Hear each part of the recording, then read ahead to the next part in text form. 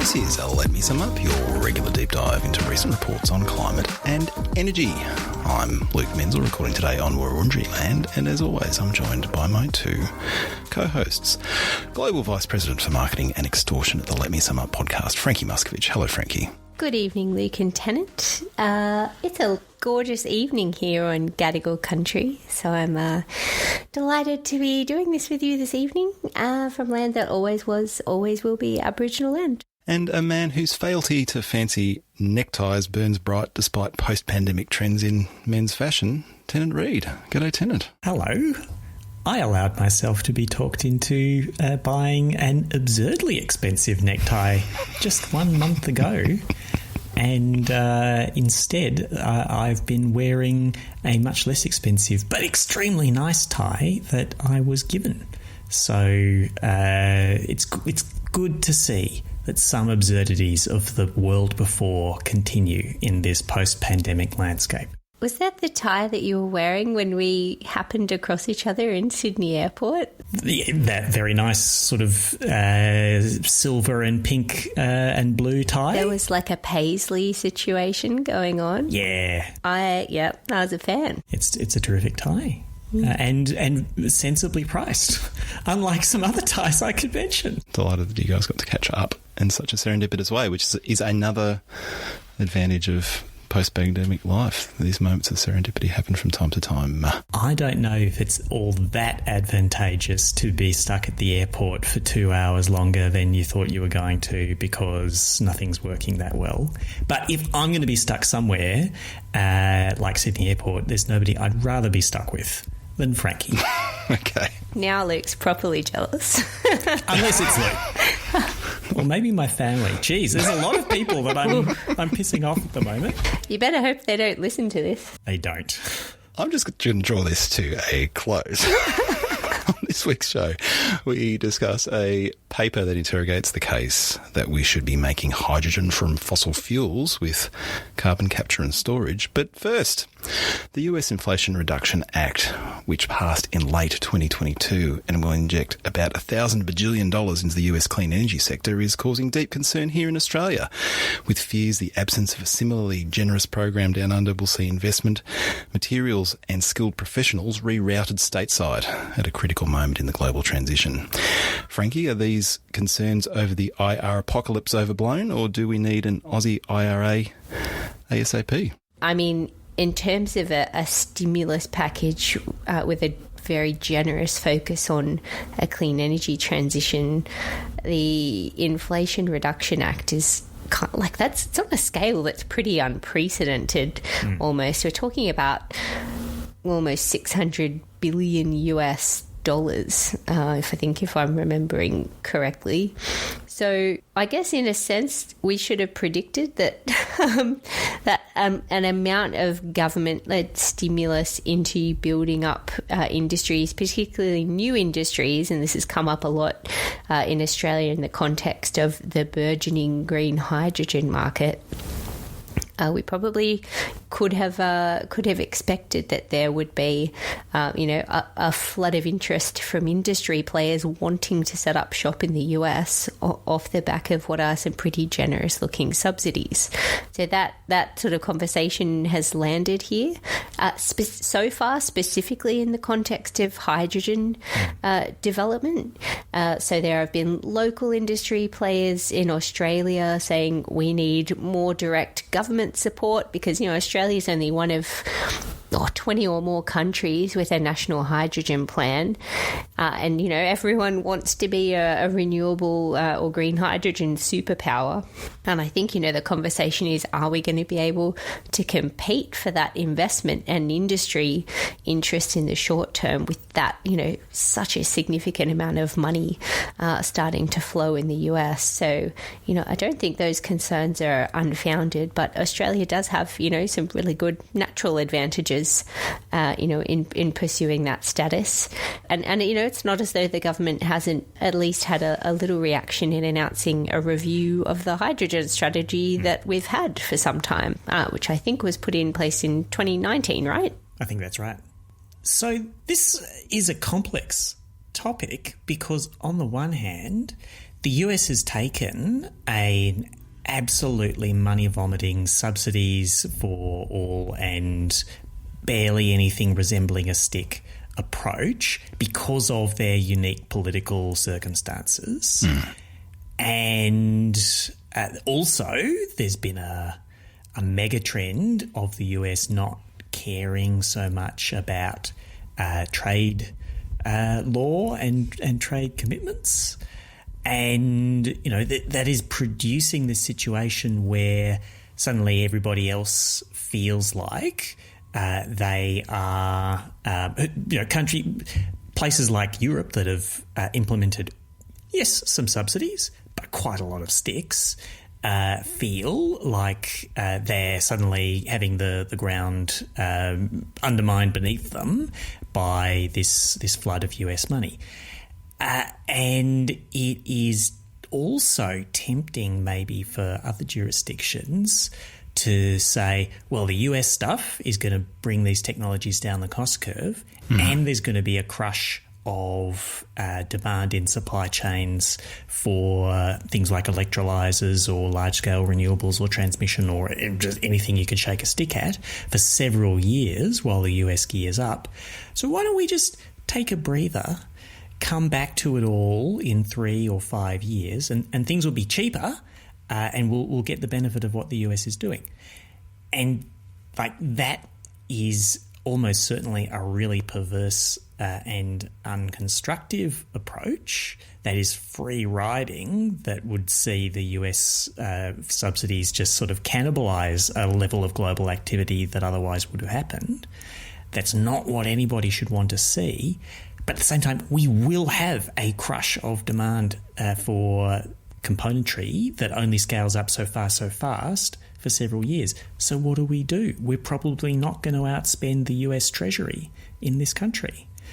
Luke, can you solve that for us? Well, that's the thing that I'm a little bit confused by. I'm very sympathetic to the concerns, but like a country the size of Australia, with the fiscal firepower relative to the US, which is not that dissimilar to our defence firepower, you know, like there's an order of magnitude difference. Like we can do more, I'm sure, in terms of support for nascent industries, and I think we often argue on this very podcast that governments should be deploying technology that looks sensible to establish those local skills supply chains to, you know, accelerate those learning rates. That's all very sensible. That was true before the Inflation Reduction Act. It's probably a little bit more true now. The one thing that strikes me, though, is that while there's a lot going on in the US, they are a close ally. They, I think, would be dismayed by the perverse outcome that you described, that a country like Australia sort of is squeezed out of the market, finds it more difficult to accelerate its own ambitions in this space. And so I think there could be opportunities for really productive partnerships in some of these areas. It's not necessarily a zero-sum game, and that could take the form of rapidly developing technologies together, or it could take the form of strategic complementarity, like, you know, you guys focus on this stuff and we'll focus on that stuff, and we'll make sure that we're not duplicating effort. There's a lot of opportunities in that space that, and you know, while more money might be part of the solution, I think there's some other smarter stuff that can be done along the way to support Australia's efforts to navigate what is a tough market, regardless of the IRA, in terms of skills supply chains. Like, we're in the midst of a global crisis on that front, as we all know. And the fact that there's still going to be a lot of global demand for green hydrogen. So I'm just sort of thinking about all our natural advantages, which haven't changed, and the fact that we're close with the US in terms of our strategic partnership in a range of areas, could mean that we could benefit from companies having set up shop or, you know, investing in operations in the US by making it relatively attractive to do the same in Australia for export markets. So if I'm just sort of thinking about geographically whether our our location in the world is an advantage given where some of the early global demand is flowing from, i.e.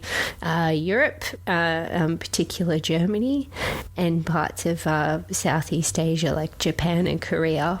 The cost of, we've talked about, and it's interesting, the topic of this episode we've chosen, I think, harks back to quite a bit of our back catalogue in different ways. But I was thinking about our conversation on hydrogen carriers a long time ago, and our Episode 3, Frankie. Oh, classic. Our location in the world might also be a bit of an advantage when it comes to the cost of transporting the stuff as well. So I think you've got to kind of lay it all out there. Yeah, and that goes to the strategic approach. I mean, one of the conclusions we came to in that episode, reflecting upon that IRENA paper, was that the most plausible scenario, given how much cost can be loaded into the hydrogen through transport of the stuff, is that you're likely to end up with a number of regional hubs rather than one country dominating hydrogen production and transport. It doesn't seem plausible at this time. So, the fact that US is doing a lot of stuff is fantastic. How relevant is it for, the ultimate needs of hydrogen supply in our region and Australia's role in it? Well, I guess we wait and see, but there could be some complementarity there as well. I would just finish for now, because I reckon that IRA fever is going to be something that comes up a few times this year. We should draw a distinction between what we do about deploying renewable energy transmission storage and what we do about hydrogen export opportunity. It might be that IRA and the $3 per kilogram subsidies for clean hydrogen in IRA, up to 3, does mean that the Australia's hydrogen export opportunity sort of slips off a bit further into the future, because anybody looking to do hydrogen stuff will be focusing on mega subsidies for now, and it will be mega subsidies rather than underlying advantage that are the most relevant to doing projects for a while to come. And, that sort of makes our future potential competition maybe more certain, because the technology is going to come down the cost curve faster as a result of that deployment, but not be relevant to here for a while. Maybe that's how it works out. On the building stuff in the rest of our energy system front, though, we have a fairly urgent task to get everything built needed to replace all of the power stations that are closing or falling apart. Yep. And so we really need to solve that one. If we can't get the stuff we need, we've got a big problem. So, we've got to maintain some focus on that. I 100% agree. I think that's the burning platform. The transition both on the supply side but also the demand side, the incredible amount of electrification that is assumed to take place in the central scenario that everybody's working to out of the 2022 ISP. There's a job of work there, and just getting the appliances and the various materials that we need to do those upgrades right around the country will be pretty challenging over the next few years. So if there's a burning platform anywhere, I'd say it's probably on that relatively prosaic level, not so much on the hydrogen side of things. Shall we chat about a report? We should. I can hardly wait. Well, I'm not going to make you wait. Yeah.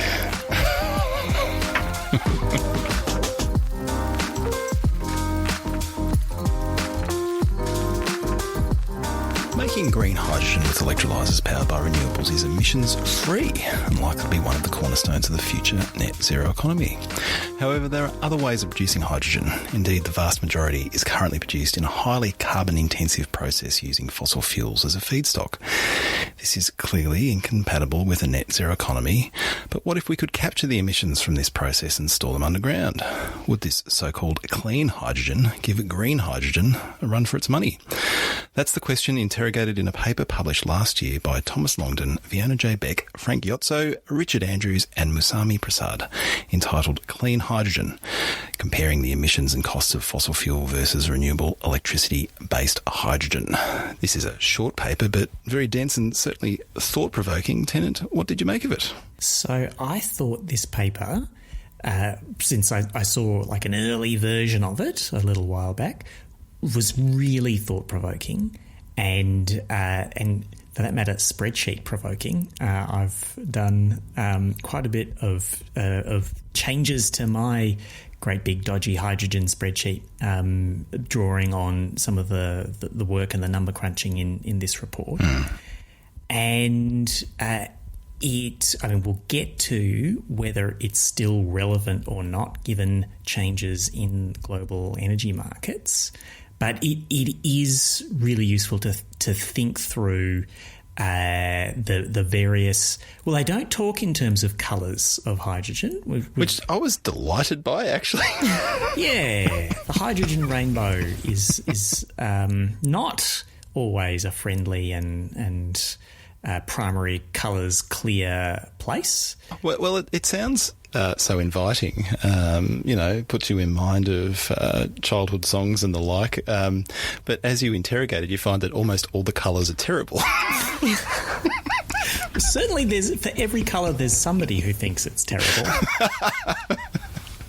There's actually a very good post that just by coincidence went up by Tim Baxter on his personal blog, where he actually, just for his own personal benefit, and I guess he's sharing it for our benefit, he actually wrote down all the colours that he'd come across, and he described it as, I don't know, like super dorky climate and energy Pokemon trying to gather them all up and capture them in one place. How many colours are there? I think 15. And that includes some duplicates because some people don't agree on which colours are for what. And I guess they just ran out of colours as well and circled back around. Yes.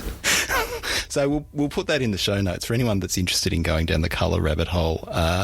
That is a pretty good post written in Tim's standard iconoclastic fashion. But happily, as you say, in this particular paper, they didn't actually lay it out like this, but I sort of identified three broad categories, right? There's kind of like, I guess, conventional hydrogen production, which is produced from fossil fuels without any CCS. And then there's the quote-unquote clean hydrogen, still produced by fossil fuels, but there's some carbon capture and storage. And we can talk about how effective that is. And then there's also green hydrogen, which is the aforementioned hydrogen produced by electrolyzers, ideally 100% powered by renewable energy. Or they're open to any zero emissions energy. So for them, clean electrolytic includes nuclear. And broadly, this paper is saying, well, there's a bunch of countries that are not making much of a distinction between electrolytic hydrogen with zero emissions electricity and fossil hydrogen with carbon capture and sequestration. That some of them, including Australia, at the time that this was drafted, at least, were treating those as clean. And so how emissions intensive is clean hydrogen from CCS really is a question they explore. What's the cost competitiveness situation, both between CCS hydrogen and conventional fossil hydrogen, and against electrolytic hydrogen, and what's the implications of scaling up a fossil CCS hydrogen pathway for global decarbonisation. And they've got a lot of juicy charts and some tables at the end of data sources for all of the relevant projects that there are to date to point to for different sorts of fossil fuel to hydrogen with different forms of carbon capture and storage or different processes on top of them. So, like, there is a lot to dig into here. and they don't think that fossil hydrogen to CCS scrubs up as looking like a very promising pathway.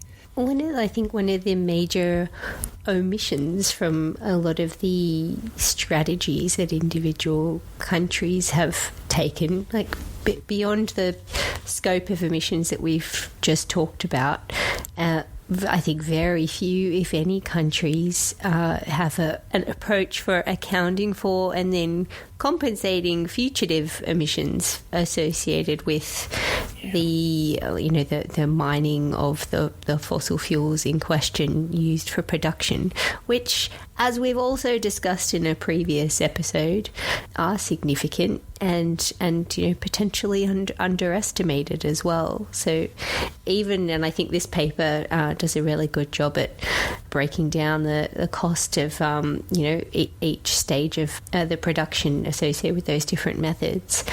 There's this big elephant in the room when it comes to the fugitive emission side of things. So, like, even if you could get things to a really high level of capture and then storage, which, as the paper lays out, is very hard and costly to do in practice. And I think we've seen, only kind of one example of a demonstration project around the world where they've achieved really high levels of capture. You've still got all these fugitive emissions to deal with, and the paper doesn't actually then step out the extra cost of offsetting that down the track. So there's another kind of extra cost that you would need to overlay at the end of this on all of the fossil fuel-based methods we talked about. I had a question for you guys. I didn't get time to sort of have a look at it, but they do kind of step out some of the different countries' strategies as it relates to hydrogen. So they call up Australia, and we've just talked about the fact that Climate and Energy Minister Chris Bowen's announced a review of the 2019 hydrogen strategy in Australia, which I think had espoused a technology neutral approach, so very explicitly contemplated, they called it low emissions hydrogen, which was including fossil fuel based ones. But then Norway apparently does the same thing in their strategy.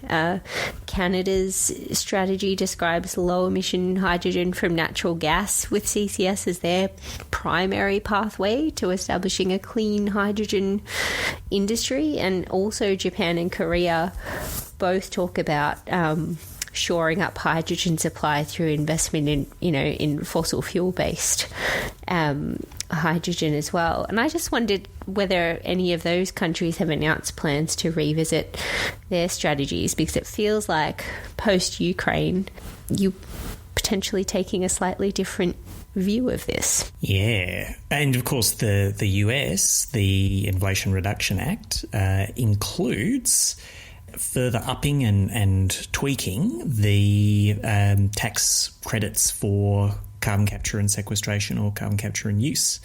And fossil CCS hydrogen is absolutely within the overall very technology inclusive strategy of IRA. So I'm not aware of anybody explicitly rewriting their strategy on hydrogen in light of the war in Ukraine, but it is a gigantic deal for this, because the main case for fossil CCS hydrogen has always been that it was going to be a lot cheaper than electrolytic hydrogen made with renewable energy. And there's other arguments that can be made for it. Countries differ in the opportunities that they've got, the resources they've got. If you want to scale really, really fast and far, you may still need more than what can be developed at a plausible rate of growth on electrolytic hydrogen. But the price advantage that was seen was really a very big plank of the blue hydrogen, or the CCS hydrogen platform. And the war in Ukraine means that gas is very pricey and scarce. Coal has gotten, or at least black coal, tradable black coal, has gotten much more expensive. Now, we have seen gas prices in Europe and other places decline quite a bit in the last couple of months. I am very dubious that the worst is over on international gas pricing. And, to anybody who's got some capital to put into a new gas-related project in the world, just selling the stuff as gas looks a lot more remunerative and certain for the next little while, at least some years to come, than a complicated scheme. Like Saudi Arabia had a scheme at one point they were putting to, I think it was the Saudis, maybe it was the Qataris, they were putting to Japan that they would ship LNG to Japan. Japan would make it into hydrogen in Japan, capture the CO2 and ship the CO2 back to Qatar to be sequestered in the gas fields. And, I think at the moment, the people who are particularly desperate for gas, they just want the gas, thank you, and they'll pay a lot of money for it. Goodness, did they ever report the cost of that project? They said that it was cost competitive with shipping the hydrogen as hydrogen. Ooh. There's a lot of interesting wrinkles in this report that go to how bananas some of the calculations that one would need to make to envision a significant role for fossil fuel derived hydrogen in a net zero world. Gigajoule for gigajoule using gas or coal to produce hydrogen is a lot more carbon intensive than just combusting the gas or coal to produce the same amount of thermal energy. It makes sense when you think about it, because to get an equivalent amount of energy embedded into the hydrogen, you've got all these energy losses through the two major processes that this report canvasses, steel methane reforming, the primary process used for fossil gas, and coal gasification. And again, going back to the current context where gas is quite expensive, it's likely to be expensive for some time. That makes the calculation even harder if you're just even looking at, deriving the most utility out of a particular unit of gas, right? And once you've done that process, whether it's the gasification or the reforming, you've also got to run your capture and storage process. Which is incredibly energy intensive, like the end-to-end process. The capture process needs energy. You need energy to compress the CO2.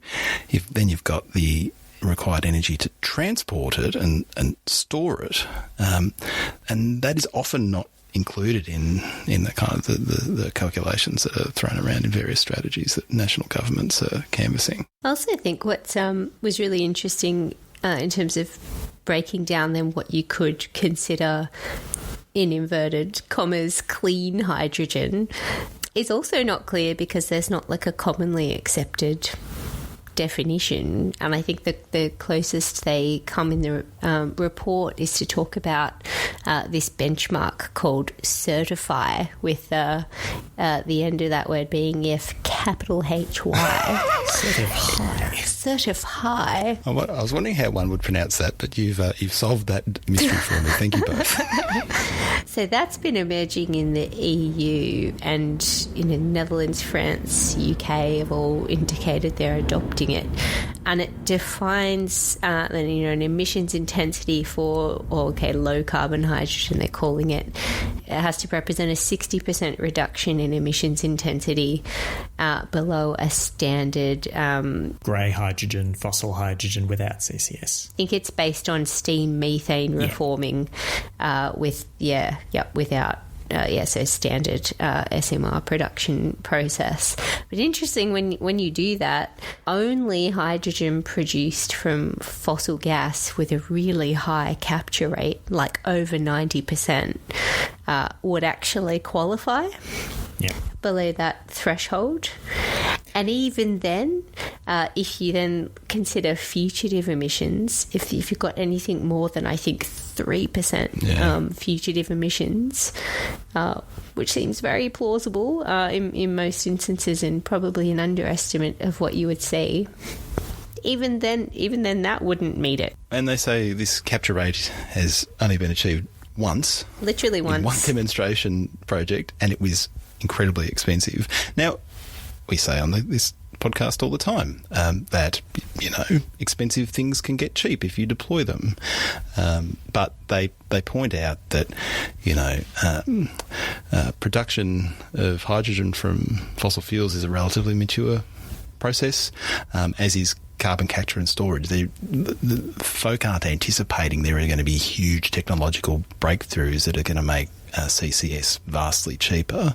We're not going to see, a proliferation of learning rates as we've seen with wind and solar in the CCS space. There's some hard costs there that we're just going to have to live with. And so the costliness of this process is something that is, to some degree at least, baked in. So there's some gains that are significant in the numbers that they present, at least from scale of the sequestration process, and that Japanese 99% capture rate facility. It was really a pilot or a demonstrator. And at a scale of sequestering 200 kilotons of CO2 per year, the estimated cost was around $124 per ton sequestered. At 1 million tons of sequestration a year, the estimated cost was more like $70 per ton. So there's some gains to be made, but yes, a lot of the technologies involved are pretty familiar ones. There is some tension, not so much within this paper, but I think within the broader discourse. There is some tension between people who want to say CCS is a untried technology with no track record, you can't trust it, but also this is a very familiar technology that's so established it's not going to display any learning rates. I think we need to think those things through a little bit. But one thing that I wanted to bring out from here on it goes to the emissions intensity and the cost, is that one part of the carbon sequestration here is quite easy by comparison to a lot of contexts that we talk about CCS in, and that is that when you're doing the steam methane reforming or the coal gasification, you inherently, as a part of that process, to have a saleable hydrogen product at all, need to separate out the carbon dioxide from the waste gas stream. And so that stuff is quite easy to do a very high capture rate and at quite low additional incremental cost. But then you've also got, they note, the emissions associated with most likely burning a bunch of fossil fuels in order to run the process to do the reformation and the rest of the capture. And that you've got your standard quite dilute process gas waste stream of CO2 that takes a lot of energy and effort to concentrate and capture and store. And so what emerges out of the product of those two things is it's not that hard to achieve a mediocre capture rate, and it's quite expensive to achieve a really strong overall capture rate.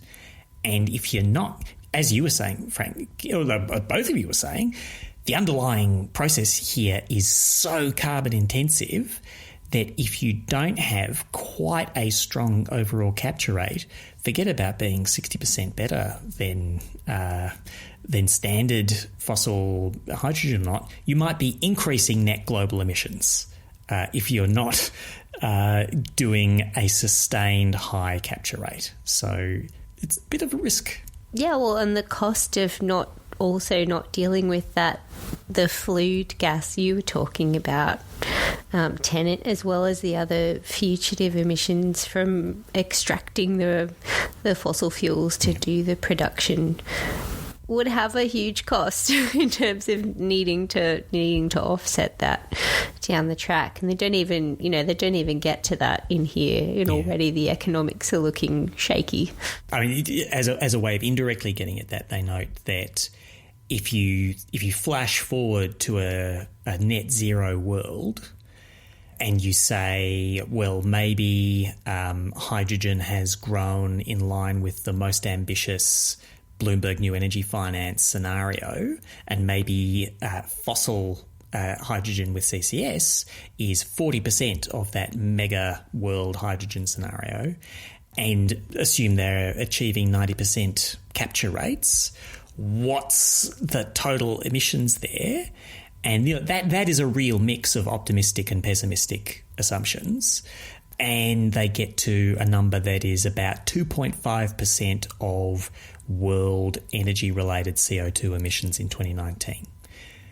Which, I don't know, you could squint at that number and say, that's not bad. If we've decarbonised all the things that 660 megatons of hydrogen a year would enable us to decarbonise, and we've got 2.5% of current emissions remaining from that source, well, that's not so bad.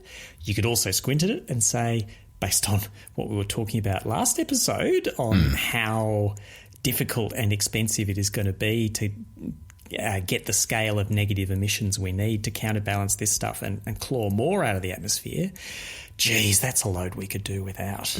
So I think there's some interesting interactions with some of the other sort of technological processes and opportunities we've been canvassing on the pod over the last few weeks and over the last year or so. Going to your point about the need to suck that 2.5% of 2019 level emissions out of the atmosphere in 2050 and every year thereafter, I suppose, under that scenario. Presumably that would be competing, the carbon dioxide removal, if we were doing direct air capture and sequestering the carbon, would be competing with the blue hydrogen production for the same sequestration opportunity. Has anyone actually done the maths on how much sequestration, reliable, durable, to use the word that we became familiar with last episode, sequestration there even is available, and whether it all would just even add up? So, yes, somebody has. It's me. Or at least I've had an attempt at it in my ultra dodgy great big hydrogen spreadsheet. Just to be clear, this was not pre-organised. Like, did I miss some chat between the two of you where Luke was like, I'm going to throw you a doozy? Don't think so. No, our tenant wasn't gleefully texting me before the podcast. You have to ask me this. Yeah. As it turns out, that was a genuine question I had. So what does your dodgy spreadsheet say, Tenant? My dodgy spreadsheet says, if I can pause the podcast for a moment and whack things and get my keyboard.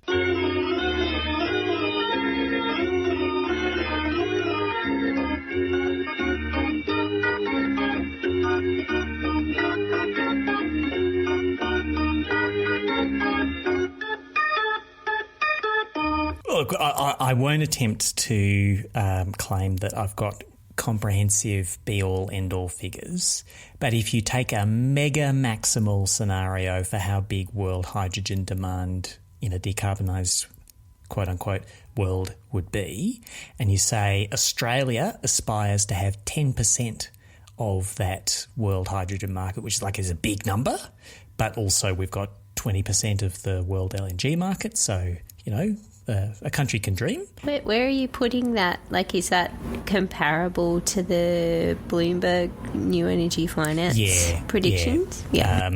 It's a big scenario. Mm-hmm. Then you would have to be sequestering 1.3 billion tonnes of CO2, something like 1.3 billion tonnes of CO2 in Australia each year. I think you would fill up the Bass Strait reservoirs that are currently identified. Like the ones that are really, really proven up, you would have filled up more or less instantly at that kind of scale. There's a lot of geological formations down there, but it would be very big. That's what my spreadsheet says. Very big. So I guess my point is there are finite sequestration opportunities. So choosing a technology that uses up some of them when we have alternatives doesn't seem super smart to me. The other thing that occurs to me is that by supporting the production of this type of hydrogen, when one could devote that funding to green hydrogen production, you're effectively potentially slowing down the learning rates associated with green hydrogen production, because we know that it's all about deployment. It's just doing as much of it as possible, as quickly as possible. This is where I think governments, will need to get beyond their technology agnosticism, which has been in style for some time, and move to some technology clarity, picking some technologies which seem like they have the best prospect and really backing them in might be something that we have to do, and acknowledging we won't always get it right, but a little bit more opinionated policy in this space, I suspect, is what's called for. So the overarching takeaway that I took from this paper was that if these very smart people are making an assessment in 2022 that if you take a truer, more accurate estimation of the full extent of the costs associated with producing fossil fuel-based hydrogen on board, it's not that far off the cost of green hydrogen today. And they make the point that, especially in the case of fossil fuel-based hydrogen production, the big, lumpy, capital-intensive investments that take a lot of money up front, and potentially you're sinking cost into something that could be looking stranded in the very near future. These things are set up to operate for decades and decades, and if it's already looking shaky in 2022, the kind of flag to me in this paper is, hey, governments who have got all those existing hydrogen strategies written up, you might want to go back and have another look, because I think in some cases the impacts of fugitive emissions and the true and more accurate costs around doing CCS to a high capture rate are very expensive, aren't properly accounted for yet. And you might as well be better off spending that money, as you suggest, Luke, in putting us on a faster learning rate with green hydrogen. So you really want to have a very strong, comprehensive policy framework in place if there's going to be a lot of confidence that experiments and demonstrators and toes in the water of fossil CCS hydrogen are not going to go badly awry. Like, the policy is at least as important as the engineering here, both because there's all these different sources of emissions and sources of potential problems that you need to be confident are all being considered and managed properly, and because people need a motivator to do the right thing. In the CCS space, a lot of people in this country have thoughts about the Gorgon gas to LNG and CCS project, and that project has been producing gas a lot more successfully than it has been producing sequestration of carbon underground. It's fallen short of its objectives. It's had problems with the corrosion of pipes, problems with grit and sand limiting the injection rates. It seems like things are ramping up over time, but it's certainly, in the absence of a sustained policy driver, the bit of the project that made money seems to have worked a lot better than the bit of the project that cost money. I'm shocked. Surprise, surprise. Surprise, And surprise. If that is the case with anything else in the country, that you can just sort of go, oh, well, we'll have a multi-year process to work out whether there's some consequence or follow on from having not done what we said we would do. Well, I think people will have reason for scepticism that commitments will be met. Mm. And so, a topic that we've talked about before and will again, the safeguard mechanism is a pretty relevant thing in this space. And I'll say one extra thing, which is that despite the invasion of Ukraine, this is not a completely academic discussion. In Australia, there is a project in Victoria that got funding for a little demonstrator, $500 million little demonstrator, to make brown coal into hydrogen and ship a very small amount of hydrogen to Japan to show that it could be done as liquid hydrogen. Take that, Irina. And if that project is to ever turn into a commercial scale project, that would certainly be a safeguard mechanism facility. And what kind of baseline it would get, what kind of prices it would face for any emissions above baseline, those are very relevant questions to whether 90% or 95% or whatever level of capture would be credible. And the other point that this paper makes in terms of costs that aren't currently accounted for well is around the costs for the transport and storage of the captured CO2 to where it, eventually will rest, whether that's below the Bass Strait or somewhere else, which is going to be highly project specific. The other, I just sort of remembered, it was almost like, not a throwaway line, but they say, I guess based on the literature, that fugitive emissions in brown coal is assumed to be quite low. But just thinking about some of the, at least the paper that we read recently, there's a lot of stuff that I think needs questioning then, in terms of if you were to try and take a much more accurate estimation of some of those bits of the supply chain that need to be accounted for. It all stacks up. So, and both of those things seem very relevant in the case that you were talking about, Tennant. And there's one other bit, the last, final bit, the ongoing and forever bit in the supply chain, which is the ongoing monitoring. Yes. Forever. Yeah. Making sure that it stays where it's been put. And so, this is, you're making a significant commitment here, and that is not a commitment that is without cost either. And so, look, in a scenario where we had no alternatives, I'd be a little bit more open to, thinking through the pros and cons of this pathway forward. But the reality is we do have alternatives. We have the opportunity to pursue a green hydrogen pathway, and I fear that this is just a massive distraction from getting on, deploying that technology, getting those electrolyzers out into the field and driving down those costs. It all comes down to there are other alternatives. They're currently more costly, but it was done in 2022, but I'm not sure if the costings they've used in terms of feedstocks reflect. They're all pre-Ukraine.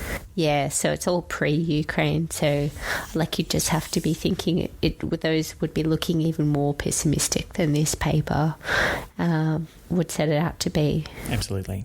Well, but not for brown coal, because nobody wants the stuff. Well, I don't know, that's slightly unfair. It's not worth shipping this wet, energetic dirt to anybody.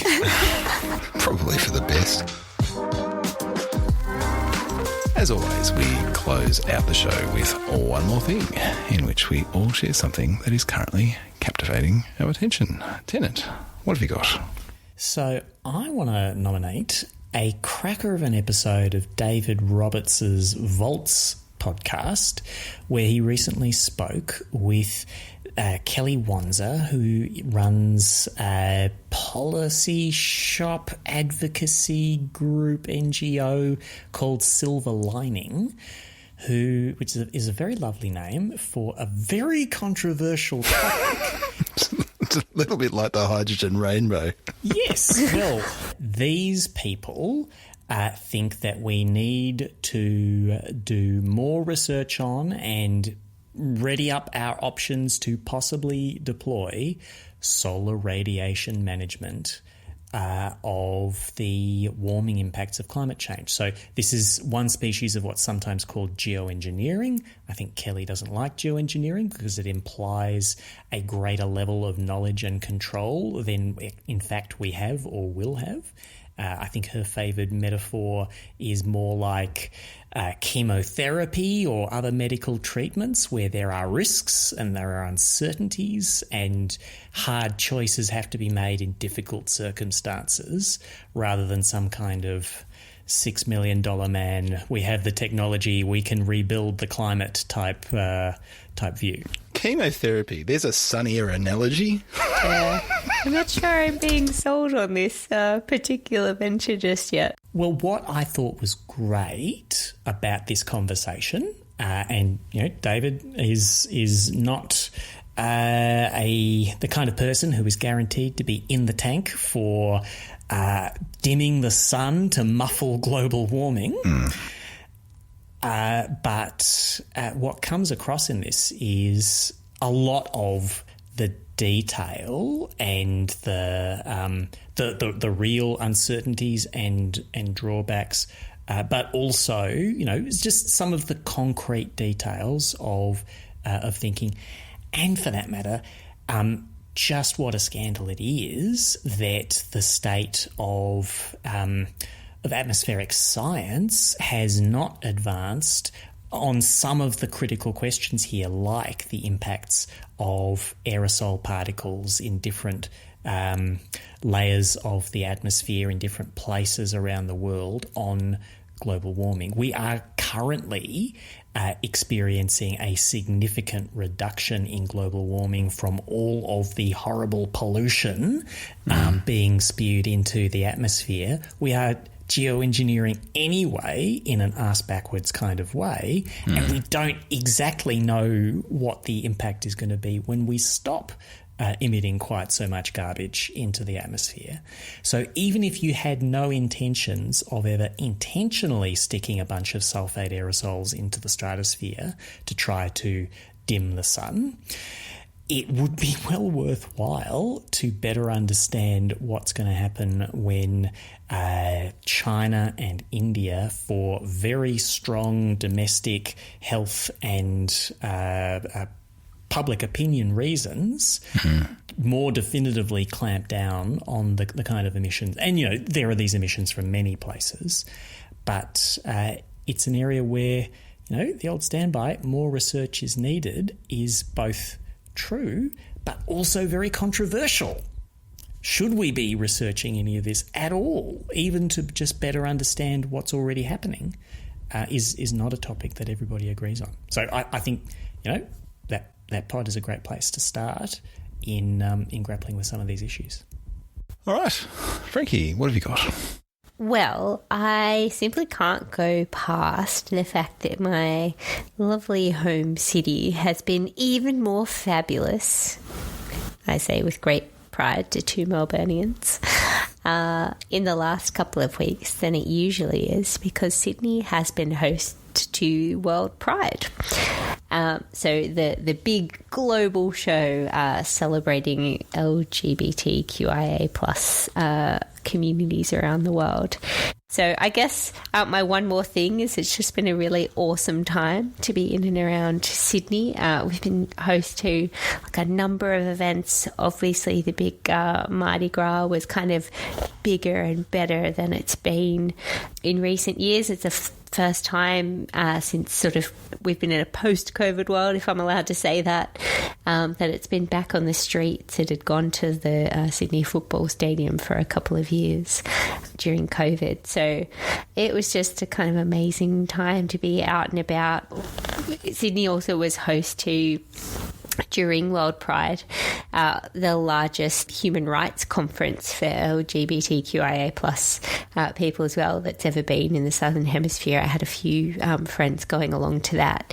And I was lucky enough this morning with my partner and little one to walk in the Pride March across the Sydney Harbour Bridge, which was just kind of a fantastic celebration of love and just a life-affirming thing to do. It was just sort of awesome to be out there in solidarity. And if I was going to try vaguely make my one more thing a little bit climate-related, I could talk about some of the sustainability measures that have been put in place, because big events like that, you know, do generate emissions, and obviously there will be emissions associated with people having travelled here, probably more domestically than internationally. But the other thing I think that you think of when you picture Mardi Gras is lots of glitter and confetti and the whole rainbow kind of strewing the streets of Sydney, and they've sort of banned the use of any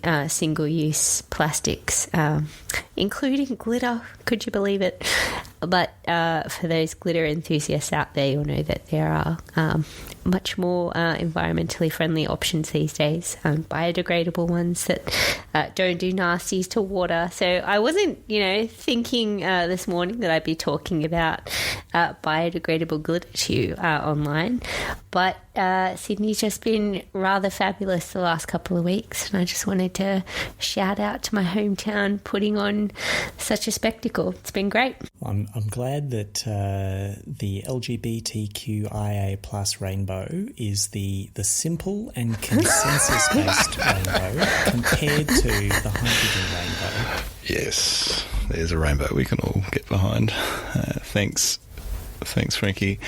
All right, I have a matter I have to raise with you all. This sounds serious. It is very serious. I'm going to use my fortnightly soapbox here on LMSU for a public service announcement inspired by a tweet from the aforementioned Tim Baxter. There you go, Tim. 2 shout-outs in one episode.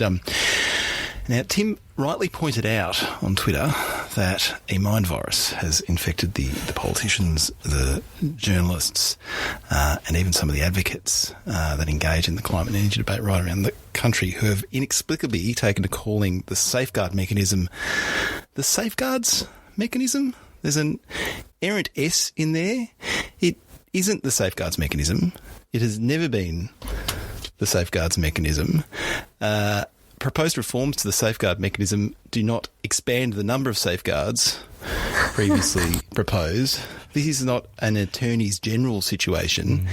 It is the safeguard mechanism. So this surplus S is driving me mad, and I need it to go away. I'm looking at you, David Spears, who I suspect may be patient zero for this particular mind virus. It has to end. I'm not sure if David Spears is patient zero. I have a feeling that patient zero might be the responsible minister. What? The Honourable Chris Bowen MP. Because I have heard him speak of the safeguards mechanism for a very long time, since well before he was the minister. Well, Minister, this is a message directly for you. It is the safeguard mechanism. Well, but Luke, have you considered the possibility that this is no mind virus? This is no error. This is part of a grand plan. Okay. Perhaps the view is, and I'm speculating wildly here, that the reforms to the safeguard mechanism are so significant that version 2 is to the safeguard as James Cameron's Aliens was to Alien. Ooh, What? Aliens is such a good movie. Yeah. I liked both, though. Frankie, stay focused. Sorry. Get ready for the ride of your life. Safeguards. This is a ridiculous retcon. Yeah. 1 July 2023. What's next? Safeguard 3? Yeah, Safeguard well- Resurrection? Oh, Yes. no, I wouldn't bother. Are we going to have a clone Greg Hunt returning to the fray to take on the Eaties one more time? I don't know that there's any basis in Ridley Scott movies for that. I don't like the implication for Safeguard to the power of 3. It would be that it was very depressing and dark and people got their head shaved, and it all would have been better if it hadn't been taken away from the original director. So let's not think too hard about that one, but maybe this should not be Safeguards. Maybe it should be Safeguard 2, Safeguarder.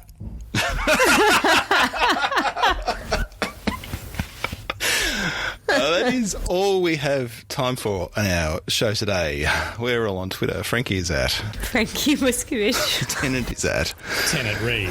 And my handle is at Luke Menzel. You can email us at mailbag@letmesumup.net if you've got papers for us to read. You can, of course, subscribe to Let Me Sum Up in your favourite podcast app. And there are a bunch of episodes in our back catalogue waiting for you at letmesumup.net. But for Frankie Muscovich and Tennant Reed, I'm Luke Menzel. Thanks for listening, and we'll talk to you again soon. Safeguard mechanism. Safeguarder. Oh, you should trademark that ASAP. T-shirts. Our first T-shirts. Oh my God, yes. Oh, the Kickstarter is designing itself off the back of this.